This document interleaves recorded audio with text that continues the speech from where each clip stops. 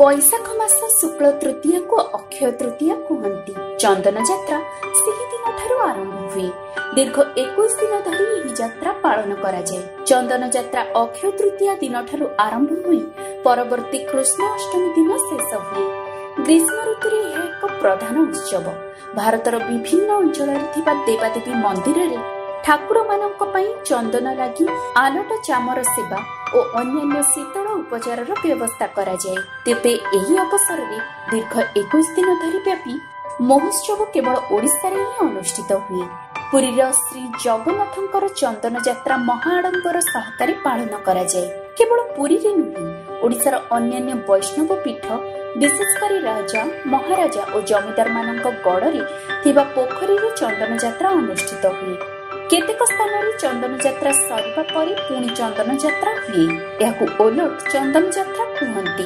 चंदन यात्रा रे विभिन्न लोकनाट्य नृत्य यात्रा पाला प्रभृति परिवेषण करा जाए। पुरी रे चंदन यात्रा केबे आरंभ होइथिला ताहार निर्दिष्ट प्रमाण मिली नाही। तथापि ओडिशार कवि कविराज जयदेवଙ୍କ समयरे अर्थात 1147 रु 1156 ख्रीष्टाब्द गीत गोविंद काव्य रचना काल ठारू चंदन यात्रा आरंभ होइथिबार अनुमान करा जाए।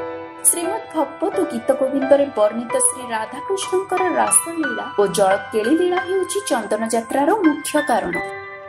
गौड़ीय वैष्णव दर्शन प्रतिष्ठा एपरिकी महाप्रभु श्री चैतन्य ओडिशार आगमन 1509 ख्रीष्टाब्दरु बहु पूर्व चंदन यात्रा पारंपरिक रीति अनुष्ठित हेबार जना जाए। चंदन यात्रार विधि विधान प्रभृति पुरुषोत्तम महात्म्य यात्रा भागवत ओडिशार अन्य धर्मशास्त्र संहिता पुराण काव्य कविता प्रभृति रे वर्णना करा जाए। चंदन यात्रा चलीथिबा बेले प्रतिदिन मध्याह्न परे ठाकुर माननकु पंचोपचार रे पूजा करी चंदन लागि करा जाए। खई कोरा आदि भोग करा जाए। यह पर संध्या बेलकु पोखरी कूल को निया जाए। एही शोभा यात्रा रे नर्तक नर्तकी गायक गायिका वाद्यकार पुष्पालक मेकअप भंडार जोगाणी प्रभृति सेवक माने जाती। पोखरी कूल रे सुसज्जित थिबा नौकारे ठाकुर माने विजय हुअंती। ठाकुरଙ୍କ आगमନରେ आलट चामर पड़े। देवदासी माने नाचंती। गीत गोविंद अन्य संगीत गान करा जाए। जल केली पर चापरे विजय करिथिबा मदन मोहन श्रीदेवी भूदेवी राम कृष्ण और पांच पांडव मूर्ति एपरी 10 मूर्ति को नहीं पोखरी मझिरे थिबा चंदन कुंडरे जलसाई करा जाए। एहा पर ठाकुर माननकु जलरु आनी सुबेश करा जाए। मंडपरे थिबा जगतीरे बसाई भोग दिया जाए। भक्त मानक दर्शन पर ठाकुर मानक श्रीमंदिर को फेराई आनिबा यथाविध भोग दिया जाए और बेश पर पहुड़ करा जाए। चंदन यात्रा समय रे दीर्घ 21 दिन पुरी रे विभिन्न साही भिन्न भिन्न प्रकार मेढ़ मूर्ति नाट्यांशा शोभा यात्रा रे जाई नरेंद्र कूल रे समवेत हुअंती। पुरी रे एही समय सबठारु आनंददायक होइथाय। चंदन यात्रा अवसर रे भारतर विभिन्न स्थान रो तीर्थयात्री माने पुरी को आसंती। नाना प्रकार आनंद उत्सव भोजी मौज मजलिस नाट्यांशा मध्य 21 दिन केतेबेले कटि जाए ताहा जानि हुए नाही। शेष दिन रे उत्सव को भौरी कहा जाए। सेही दिन ठाकुर मानकर चाप पोखरीर प्रतिकोण रे भौरी आकार रे बुले।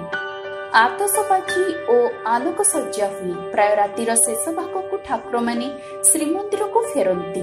श्री जगन्नाथ मंदिर रे चंदन यात्रा नीति अक्षय तृतीया ठारू स्नान पूर्णिमा जाए 42 दिन धरी पालित हुए। नीति गंध यात्रा जल केली और चंदन लगी नाम 3 भाग विभक्त। अक्षय तृतीया ठारू 21 दिन धरी जल केली पर्व एवं 42 दिन धरी गंध यात्रा और चंदन लगी अनुष्ठित हुए। पुरी बड़ देउल रे विभिन्न यात्रा महोत्सव सबुबेले लागि रहिथाय। श्रीमंदिर रे अनुष्ठित हेउथिबा पर्वपर्वाणी और यात्रा उत्सव मध्यरु केतोटी मुख्य यात्रा ओडिशार अन्य मंदिर रे मध्य पालन करा जाए। तन्मध्यरु चंदन यात्रा अन्यतम। ओडिशार प्राय सब अंचल रे यात्रा हुए और यात्रा समय रे सारा राति नाच गीत यात्रा पाला प्रदर्शन करा जाए।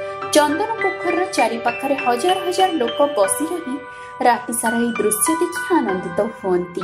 तेबे दर्शक बंधु आपण समस्त को आम चैनल तरफ चंदन यात्रार हार्दिक शुभेच्छा और शुभकामना जणाउछु।